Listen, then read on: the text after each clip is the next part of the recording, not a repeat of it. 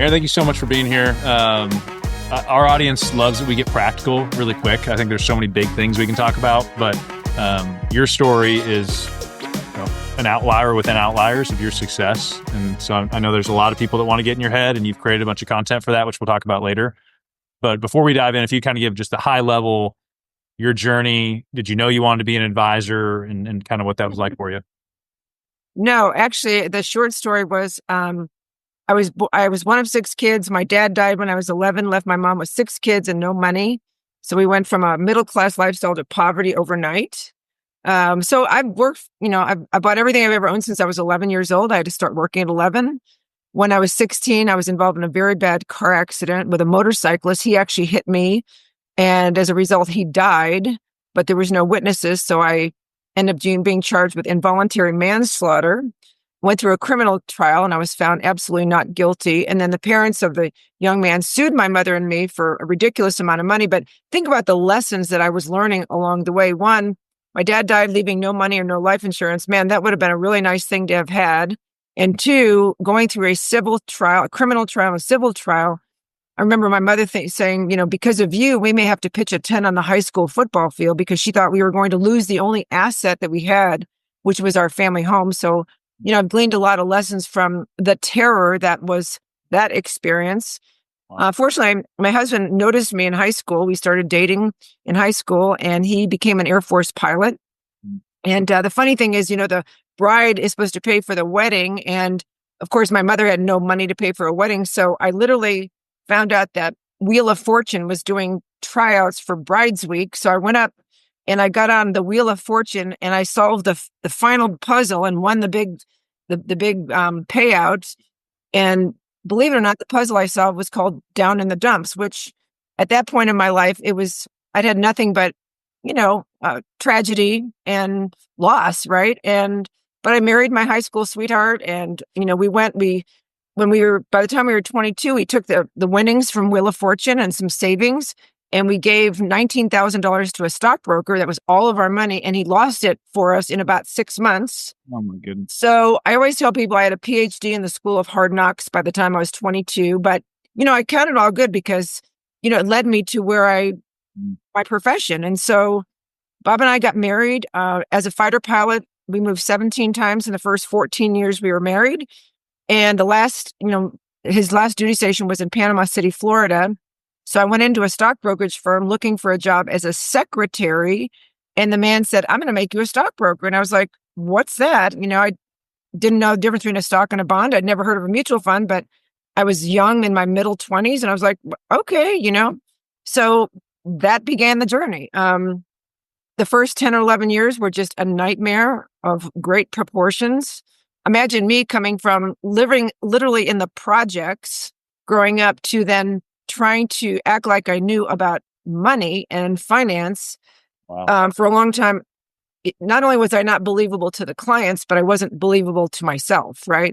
So that, in a nutshell, got me to where, at least the beginning of the professional journey. Goodness. I felt that in my body as you walked me through that. Yeah. I think my story also has some stuff to where I'll reference it for motivation's sake, but it's almost so heavy at times. You're like, I don't want to give you more, because right. Thinking back to the moments you were in those places, I'm sure it was just heavy, lonely. Oh yeah. And Don't even get me started. We don't want to go there. Let's talk about good things. We'll talk about that later. But is there a clip of the Wheel of Fortune floating around out there? What's really funny is, I've written 2 books and I've done a lot of TV and a lot of stuff. And one of the magazines that was doing an article on me said, we can't believe this Wheel of Fortune story. So is there a clip? And it turns out, I'm ancient as the ancient of days. And back in the day, there really wasn't any, there was no VCRs. Yep. So I only saw it once. I saw it when it was live or recorded. So I went back to whatever, ABC, NBC television, and no kidding, they said they lost. There was a 2-month period in that particular year that was lost. Goodness. So the magazine publisher made me, actually, I had to get notarized affidavits from 10 people, friends of mine who, who verified that, yes, in fact, I was on the show. But I really regret that. I was like, oh yeah, really, those 2 months? I mean, seriously, but Well, there's no clip of it, which makes me so sad. yeah, man. Well, with your story, it makes me think of some things people have told me before, that I do believe that difficult situations build resilience. And as I look back at some of my stories, I'm like, but I think it can go so far that it breaks you. Like, I think there's people where it was like so tumultuous that not everybody that's been through hard things does come out driven, successful. The way I hear you talk about it, kind of optimistic, thankful. As you've coached advisors, because there's some advisors, and I pray that people don't have to go through that stuff. Do people need some of that to be successful, or is the stuff you teach and even the stuff I teach, like, do you believe it is possible, regardless of your story, to implement it and get that level of success? How would you unpack that? First of all, I've actually read some books or stories about how people who have a young age, let's say before the age that you can legally drink, if you go through a lot of tragedy, hard times, it does build resilience, because you don't have drugs or alcohol to cover the pain and dull the pain, so you have to go through it without any help, right? You know what I'm saying? And in my case, we couldn't afford psychologists. The interesting thing is my dad had a PhD in psychology, but we couldn't afford a psychologist when I needed it the most. And that's all okay, right? So I do think, I do have a lot of advisors. I've trained 1,600 advisors in the last couple of years, and they too, like, I don't have a story like yours. And I'm like, you don't have to have a story like mine. And so, but I do think you have to be able to relate to people where they are, because you and I both know it's all in the relating that the magic happens, right?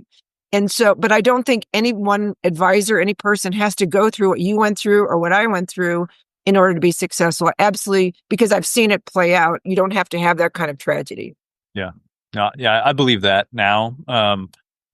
I do believe, and I think there's at times a frustration I feel is part of our coaching started because people started reaching out to me when they said, "Hey, Sten, you're doing some cool stuff at a young age. Will you tell me what it is?" And I kind of did that for free on a one-off basis until I was like, well, I don't have time to do it to the degree I'm getting questions.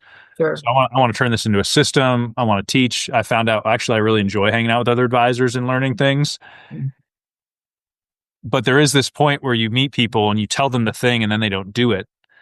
And I'm like, all I want is like the person, like, if you do what we say, it works. I'm not making this stuff up. In your journey as an advisor, and then as have been speaking a lot, writing books, where have you landed with that? Have you said, I have less tolerance now? Like, if you're not going to do it, I can't help you? Or do you think the resistance to action is just part of the coaching process?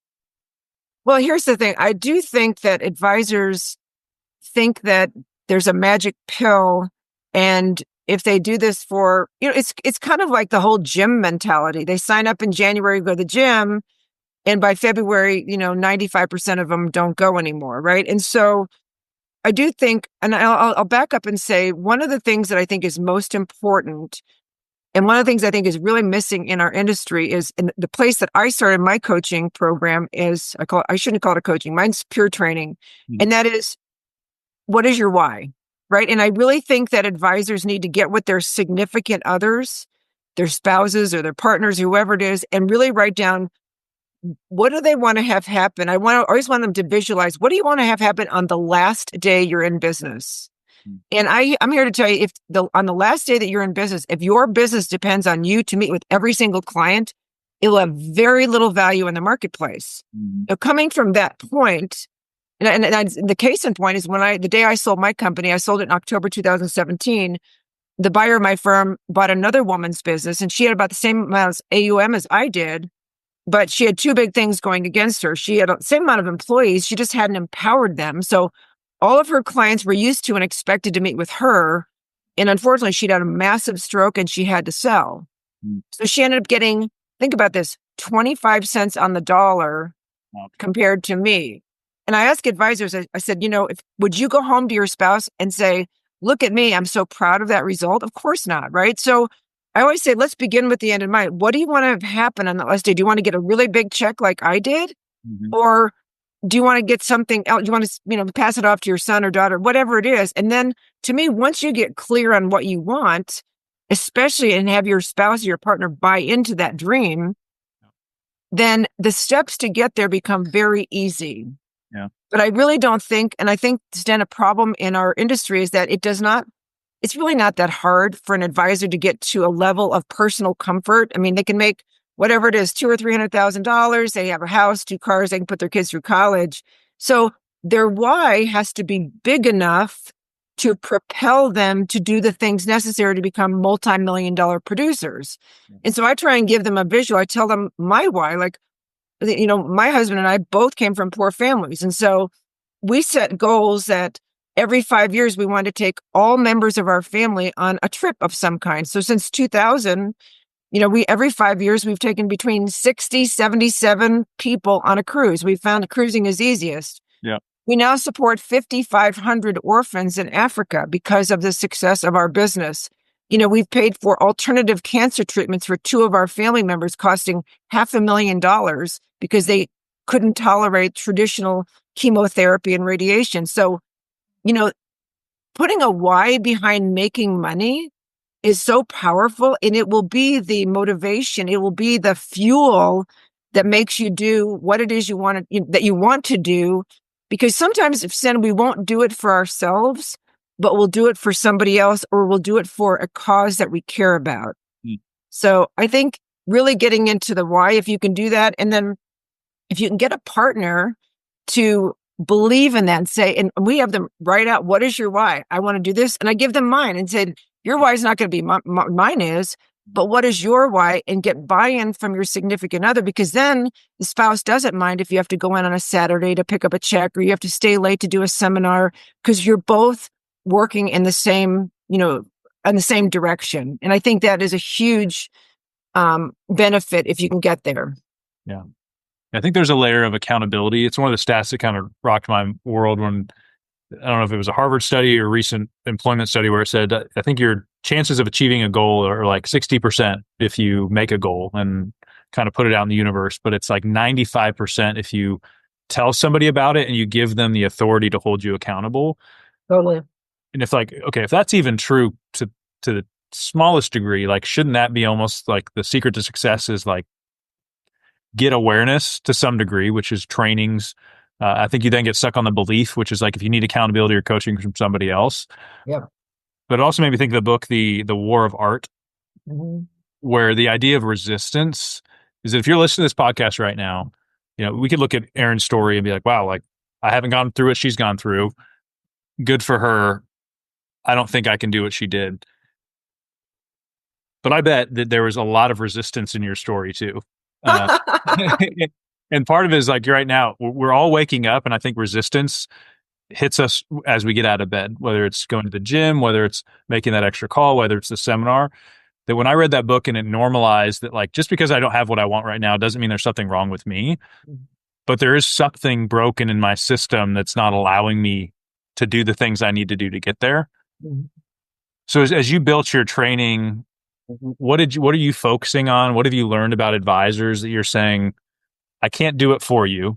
At the end of the day, you have to be engaged and resilient. What parts of that are you trying to reduce the resistance for advisors? Well, I'll back up and tell you a little bit more of the story. So I struggled for the first 10 or 11 years in the business, to the point, Sten, that I went to my branch manager, said, I'm done, I'm quitting. I just want to go get a job.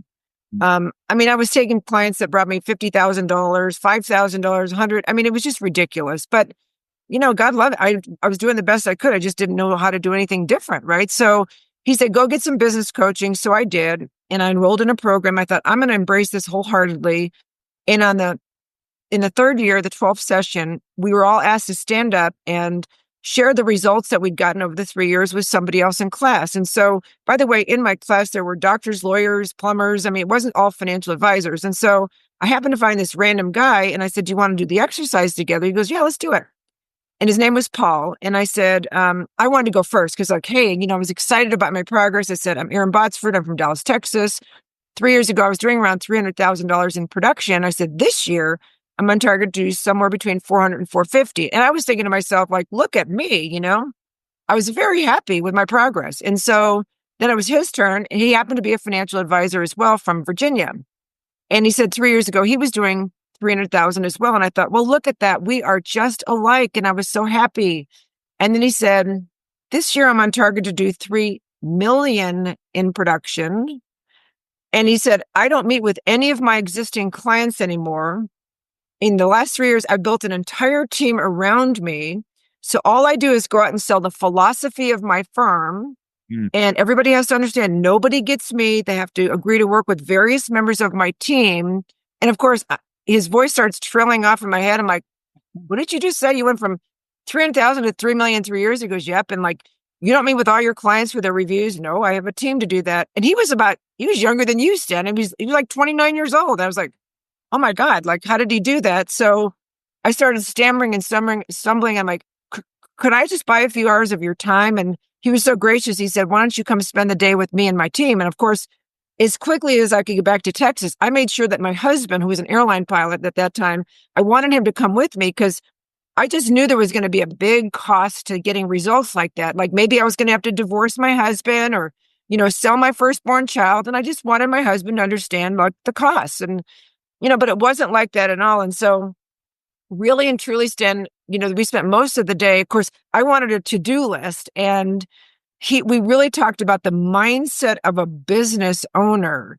He told me to read that book, The E-Myth Revisited, which I read cover to cover on my way home from DC, and really get into the idea of this. And so you asked me, like, what do I train on? Well, first we talk about what is it that you're building? And we go immediately from when somebody says, what do you do for a living? You never say, I'm a financial advisor, which is what 90% of advisors say. You say, I own a financial services company. I own a financial services business. And I liken it to like one of my girlfriends in Texas. She owns the largest plumbing company in all of Texas called Benjamin Franklin Plumbing. And I always tell my advisors, do you think for a moment that my friend Carissa Richardson has ever gotten on her hands and knees and repaired a toilet? Because most businesses hire other people to do the actual work of the business. And I can't for the life of me figure out like why that message never made it to our industry. And so what we effectively do is we get out of college or we leave another job.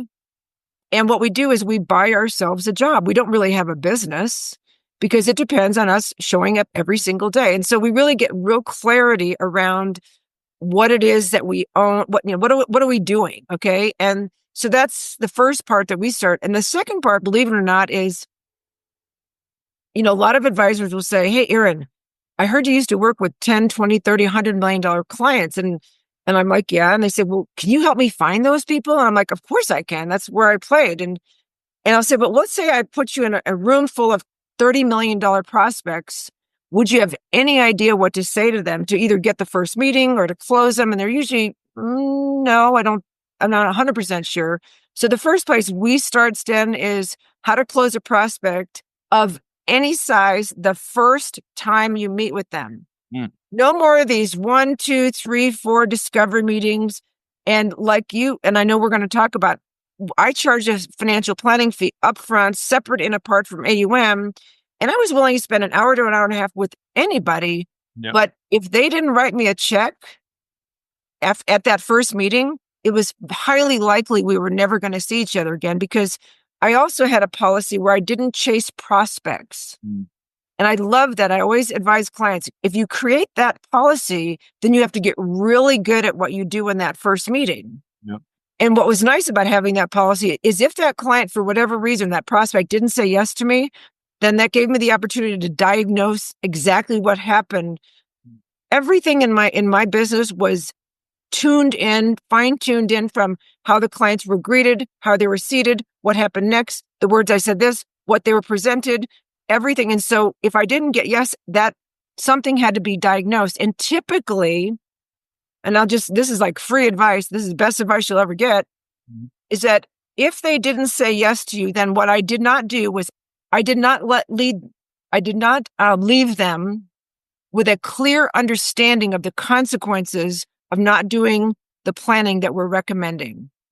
And we always operated, Stan. I'm not sure what you train, but I train on, I never even said the word investments. In any meeting I ever had, I closed 95% of my cases without ever mentioning the word investments. Instead, I always operated on the risk side of the balance sheet. Mm. And, we talked about, and of course, it's very easy for me. I mean, look at the things that happen in my life. Like, how much life insurance do you have? How about your older sons and daughters? Your son has 4 kids. How much life insurance does he have? And then we would always tell stories. Okay, well, let me tell you a story about this client. Let me tell you about a story about that client. And so I was able, to me, the most efficient thing you could do is have the skill and the confidence to meet with a $40 million prospect and close them in the first meeting and have them write you a $40,000 or $50,000 check to say, yes, please help me fix these issues. So that's kind of, we start with the mindset and we immediately go, let's get really good at closing. And then once you get good at closing, that skill and the confidence it brings, you become this prospect magnet, like, because you have this aura about you, you know exactly what to say in any situation. And it's really powerful. And what was cool for me, Sten, is that I didn't know when I started this training program 6 or 8 years ago, I started writing it and stuff. I had no idea. I thought, well, it worked for me, but could it ever actually work for other people? And now I've got really great data that it can work for anybody who just follows the script, so it's pretty cool. Some of the things you said there were really big and aspirational for most people. I think there were times in my career where I would see somebody like you and your result feels so far away. Mm-hmm. Like, so I'm at the base of Everest and Erin's at the top being like, hey, come up here. And I'm like, I don't even know where to start. I do think it's important, though, to be aware of what is possible. Right. I know based on my story, there were times where I was like, do people even make more than $100,000 a year? Probably just like the biggest number I'd ever heard. Yeah. So for everybody listening, I hope you heard the first part of her story that she was like, I didn't even know if I was going to do this thing. And I'm guessing at that stage, if somebody would have said, hey, Erin, go close this $30 million prospect, or get them to agree in the first meeting to pay you $50,000 for just who you are as an advisor, would you have laughed at him at that point? Oh, I mean, it was absurd. I really, like I said, I remember being at a conference in a hotel room with 2 girlfriends who were in the business, and they had a goal of making $250,000 a year. And I thought, I don't even know what I would do with $250,000. I mean, I couldn't relate to it at all. Yeah. I mean, my goal was $50,000 in a year. And my first year, I made $14,997, right? And, after my one day with Paul, I mean, this is how powerful modeling is. 3 years after I met with Paul, I did 3 million and then 4 million and 5 million, and my business just kept growing. But it really is about modeling what works. And what I've tried to do is I tell my advisors, this is what works and this is what doesn't. Because I always think, I said, oh, for God's sake, does every advisor have to make all the same mistakes? Can you just not follow a formula? It's like baking a cake. If you continue, you do this right measurements, you do it, you'll get the same cake every single time. Do you have to make up the ingredients of a cake? No, just get a box, get a cake mix that's already done, right? And that's kind of what I try and do. Otherwise, it's so painful, because this business, it involves so much rejection. And that is one of the things we talk about in my program too. And that is, a lot of people, they won't take it to the next level. They won't take the risk. They won't take the risk of meeting with this $40 million prospect because the fear of rejection sometimes holds them back from taking that chance. Yeah. And I want to give you one other story. And that is, I can relate to people at every level in the business, from $14,997 to multi-millions of dollars. But I did get really good at my whatever you call it, my I can't even, I'm not even thinking of the word, but anyway, one time I got a referral into one of the most famous Dallas Cowboys that's ever existed on the earth. And I signed an NDA, so I can't say his name, but I remember getting this meeting. His bookkeeper said, I think they could really use your help. I'm like, really? I mean, I knew it was covered up with advisors. I mean, everybody on this call would know exactly who I'm talking about. So here I am. I'm a 25-year veteran in the business. I'm sitting out of his office and I'm shaking in my boots. Okay. So I love it that you never really arrive. Right. That was a challenge for me, not because of how much money. I mean, walked in, I had no idea how much money he had, I didn't know how famous he was. I knew, how covered up he probably was with advisors and everything like that. And so even though I was shaking in my boots, I walked in, and now you're on a stage, right? And so I'm a great actress. I was on stage, and 2.5 hours later, I came out with a new client. And the funniest thing was I wasn't mentally prepared for that. I just knew he'd be like, "Oh, thanks, little girl. We got it all, we got it all taken care of." But I disturbed him, and I disturbed him, and I disturbed him. I did exactly what I teach. Yep. And at the end, his wife was actually, "Oh my gosh, we got to get this taken care of." And he goes, "Okay, Erin, what's it going to take to get all these problems, these issues resolved or looked at?" And so what he was really asking me is, "What's your financial planning fee?" Yeah. And because I was, as a veteran, as a seasoned veteran, I was still not prepared. And so I looked at the wall, and his jersey was on the wall. And I just added three zeros to his jersey. I said, "Well, my annual financial planning fee," I'm going to say the word, "will be $43,000 a year." And he's like, "Done. That's so reasonable, right?" Mm-hmm. So now we're chit-chatting and we're talking, and I'm thinking, my husband's never going to believe this. And then he looked up his jersey, and he goes, "Oh, I get it." And we both started laughing because he knew I just pulled it out of the air, right? But it worked. Yeah. I thought you were going to say, you said like 20,000, and then based on his reaction, you'd say monthly. No, I probably should have, though. That's great. And I appreciate you sharing that story. Yeah. Something we talk a lot about is quantifying your value, because I believe people don't solve small problems, they solve big problems. And for me, as I looked at my story, if somebody said no to me, I was like, to your point, they didn't understand the cost of inaction or the true benefit of action. And we'll tell advisors, if you solve a problem for someone in year one, the true value is not probably what it did for them in that year. It's probably more accurate to multiply that out over a 10-year period and saying, if you take action now, this is what's possible. Or if you don't, here's the cost of maybe inaction.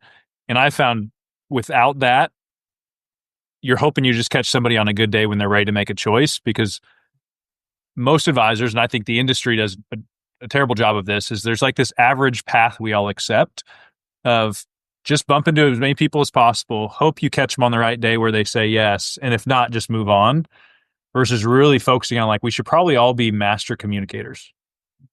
Like, that skill should probably be on day one. Say, if you want to be a great advisor, the knowledge piece is there, but you can surround yourself with knowledgeable people.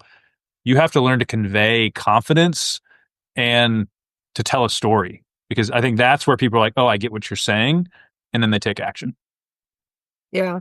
Well, and I think the other thing, as I said, I operate on the risk side of the balance sheet. So I teach advisors now, actually today's 23 different, we call them disturbing tracks. And we just ask them things like, "Oh, you have a second home. It's in Park City, Utah. So how is the house titled? Is it in your personal name? Is it in some kind of a trust?" You'll find 99% of the time they bought it in their personal names.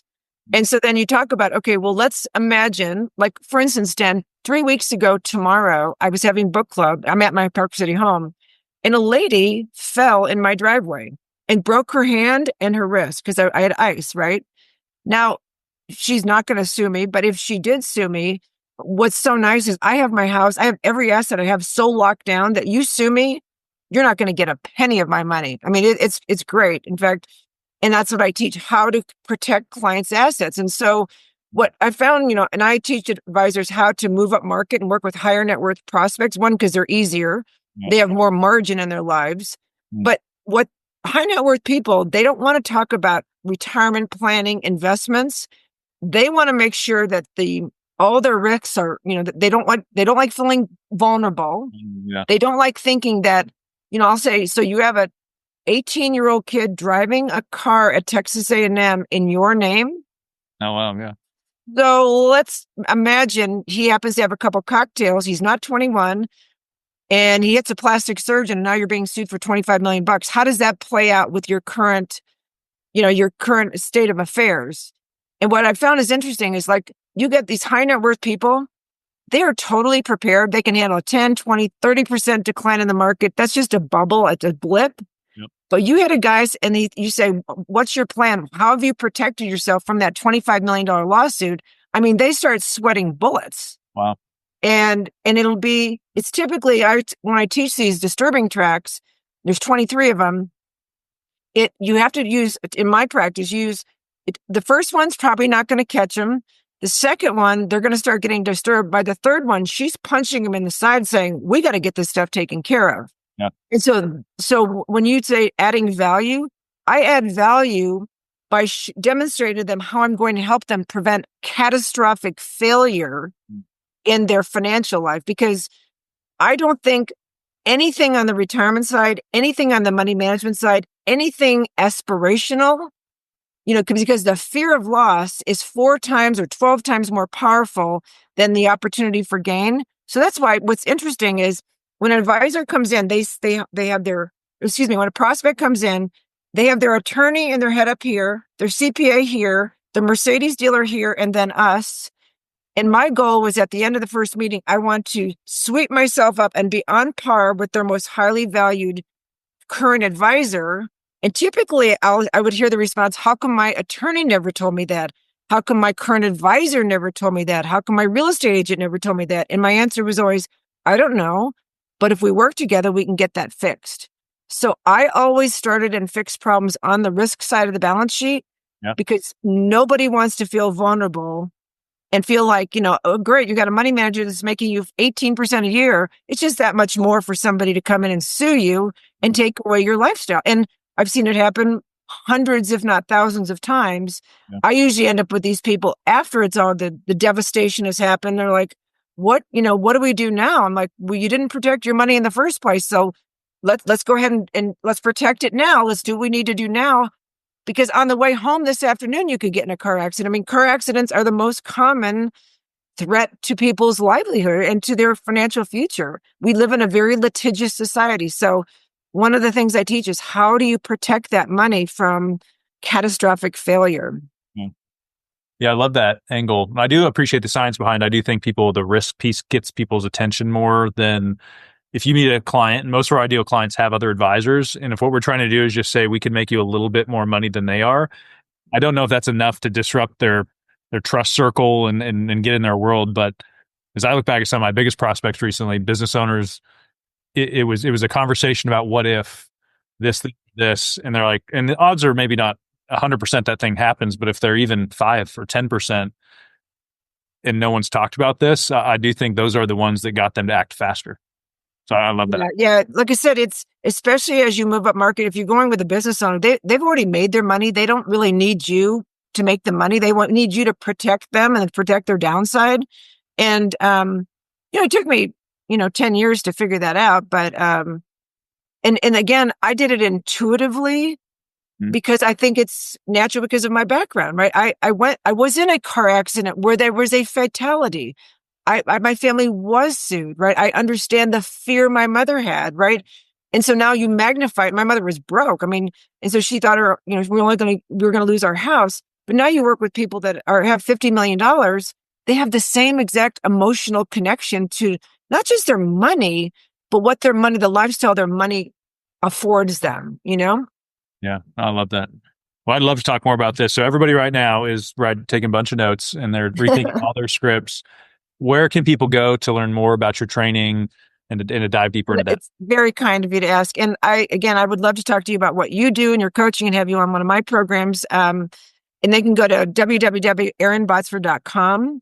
And they can always, if they go to the website, we have personal strategy sessions with people from my team. I do a lot of training. They can request, I call my training called the secret sauce. And that is how to disturb them on the risk side of the balance sheet and how important that is, because it just makes it so easy. It was like taking candy from babies. I mean, and again, none of this 2, 3, 4 discovery meetings. I wouldn't open up my laptop if I didn't have a check for $10,000 or $20,000 to say, yeah, let's do this. We weren't going any further. So, but yeah, erinbotsford.com. And thank you so much, Sten, for having me. It's been a pleasure. And again, I'd like to follow up with you. I think we could do a lot of work together and help a lot of advisors. No, we'll definitely be talking soon. Appreciate it. Thank you.